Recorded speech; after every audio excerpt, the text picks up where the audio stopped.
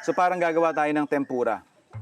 First thing that we need to do is mix our all-purpose flour. Then yung ating water.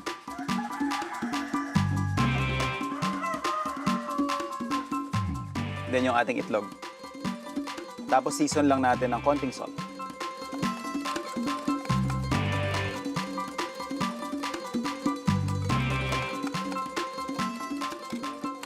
So kung mapapansin nyo, malapot na malapot pa yung ating batter. Kasi hindi pa yun yung parang pinaka-final niya. Lalagyan pa natin ito ng yelo o kaya malamig na tubig. Ngayon gusto natin mababa yung temperature niya, malamig. Kasi ito yung magbibigay nung parang putok-putok na itsura sa tempura. So parang siya yung magbibigay ng light na texture doon sa ating pinaka-crispy na end product. You wanna set this aside, you wanna make this ahead of time kasi, again, harina, liquid, gluten.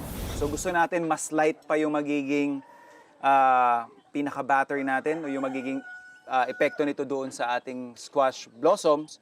Kaya pagpapahingahin natin habang ginagawa yung ating filling.